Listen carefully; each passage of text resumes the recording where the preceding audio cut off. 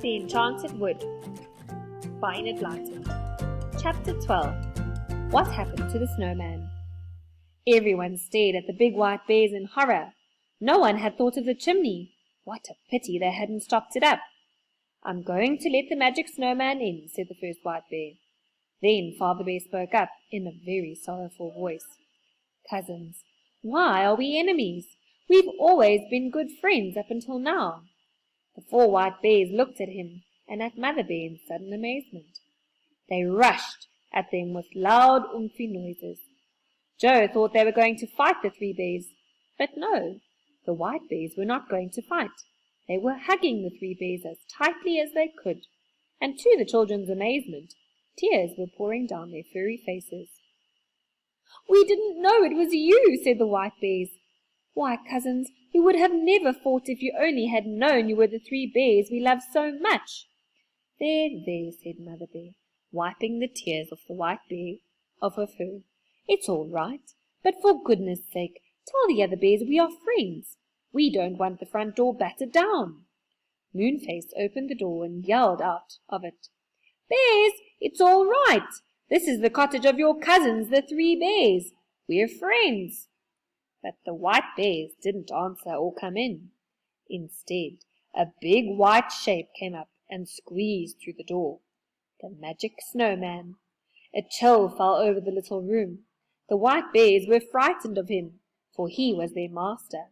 He shut the door and glared at everyone out of his stone eyes. "So, even my own bears have gone over to the enemy," he said. "Oh ho! What will you say if I turn you into ice and snow, everyone?" Nobody said anything, but, to Beth's surprise, Moonface shut the door, and then went to the fire. He piled on 3 great logs, and winked at Beth. The snowman took up the white bear by the scruff of his neck and shook him. "So you found your voices, did you?" he said. "Didn't I tell you that you were only to say oomph, and not speak a word to anyone? I won't have bears that talk."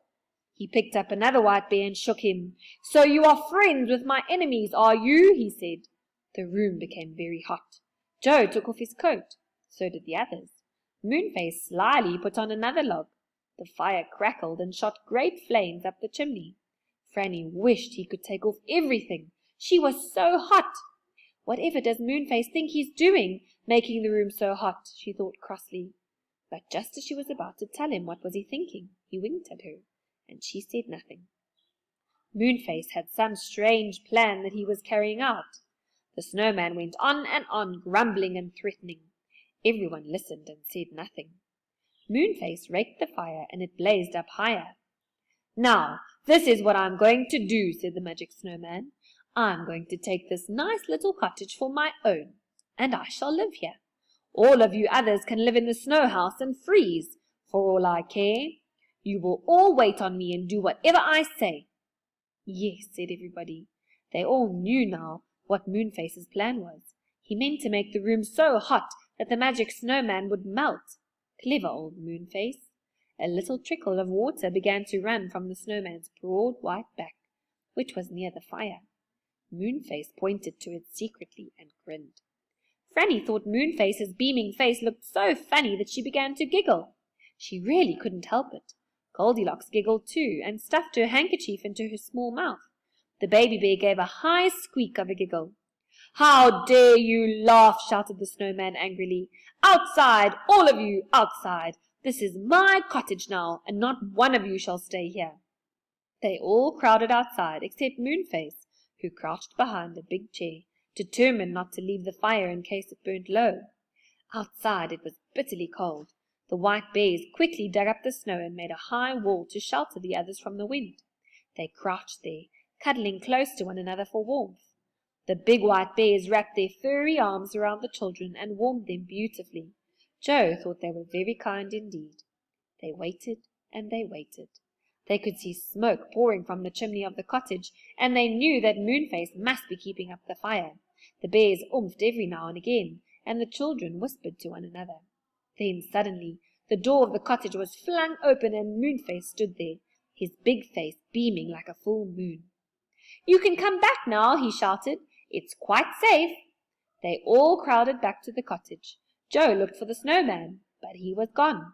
There was nothing to show that he had been there, except for a very large puddle of water. "He melted very quickly," said Moonface. "He may have been very magic and very powerful, but he was just made of snow after all." So he melted like a real snowman on a sunny morning. The polar bears oomphed with delight. They had hated being servants to the snowman. "We'll all say good-bye to you now," they said to the 3 bears. "This cottage is cozy, but it's way too hot for us. Come and see us again whenever you like. Good-bye." Everyone hugged them good-bye, and Joe felt quite sad to see them go. Moonface shut the door after them. "Now we'll get back to home," he said.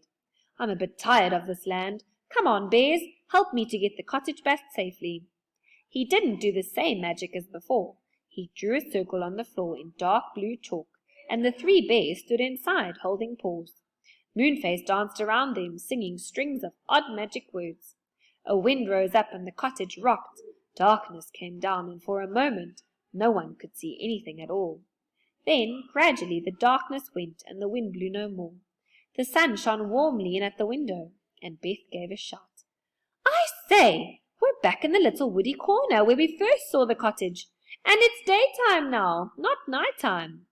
"Well, we've been having this adventure all night long," said Moonface with a laugh. "It's sunrise now. The night has gone. You'd better hurry off home, children, or you'll be scolded for leaving your beds at night." They hugged Goldilocks and shook hands with the 3 bears. "We'll come back and see you sometime," said Frannie.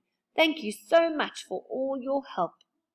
Goldilocks and the bears stood at the door and waved goodbye as Moonface hurried the 3 children away from the lane to catch the train back to the Enchanted Wood.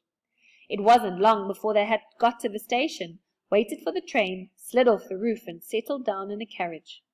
When they got to the Enchanted Wood, they said goodbye to Moonface, and Frannie gave him a kiss for being such a help.